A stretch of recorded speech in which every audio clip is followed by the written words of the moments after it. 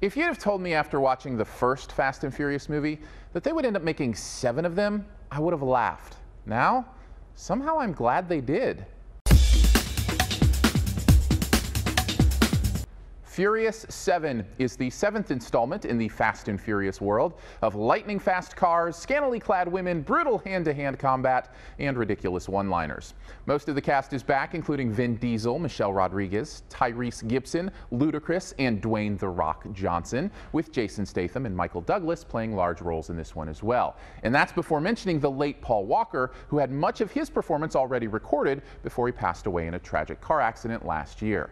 And that tragedy, of course, looms heavy over the film in many different ways. But let's talk first about the movie itself. It's a down-the-line Fast and Furious movie, and I actually kind of mean that as a compliment. I mean, there's something confident about a franchise that gets what it is and wholeheartedly embraces it. Technically, it's tight. The story is solid, and the action, as over-the-top as it is shot really well. You don't ever really get confused during these intricate car chases and fistfights, despite all the moving pieces and people. And that's not an easy thing to pull off. And yes, it's over the top in completely ridiculous ways, but that's kind of the goal, right? There's no semblance of the real world here, but it's consistent with its own world, and that confidence is what can make it fun for the audience. In this world, men fall 20 stories and break a couple bones. In my world, I eat a piece of lasagna and chip my tooth on the fork. And no, that's not a joke. It actually happened like 3 days ago. My point is, if you can give in to the silliness of it all, you might just have a lot of fun.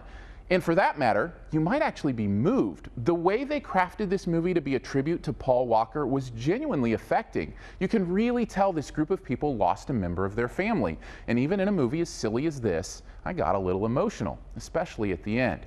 Now, having said that, having to work around his absence to finish the movie did get a bit distracting for me. You could see the moments where the same shots were cut in more than once for reactions, or segments where he didn't have any lines because they hadn't quite shot it yet. Now, it's admirable how they found a way to make it work, but for me, it distracted me from the story a few times. Plus, the circumstances of his death seem so closely related to the live fast mentality of the film that it's hard for that not to cast a shadow as well. These movies are all about the adrenaline of masculinity without the consequence, and that's just not something that carries over into real life. But my worst thing, yeah, it's the cheesy one-liners. I mean, come on. You're better than that, Dwayne Johnson. At least I think you are. Overall, if you can stand the ridiculousness of the Fast and Furious world, you're going to have another great time. It's well made, adrenaline-packed, and even a bit touching. Despite having to work through Paul Walker's absence, I say it crosses the line with a solid B. Thanks for checking out this Your Movie Friend review. Stay tuned for this review's best ever challenge here in a bit. But first, go ahead and click the little I up in this corner. Yeah, like right now, go ahead and click it. I'll still be here, I promise. When you do, you're going to see some links right here to other recent reviews, the Your Movie Friend website, and a chance to send a buck or two my way if you really liked the review. You can also click over here to subscribe to the channel so you don't miss any new reviews. And now, on to this review's best ever challenge, where you name the best ever in a particular category and also try to identify my choice. What is the best Paul Walker movie ever? I'm going to go with the one that features a famous war statue. Drop your own answer and a guess at mine in the comments, and the first person to guess mine does get a point. Thanks, and here's your 5 extra seconds to hit subscribe.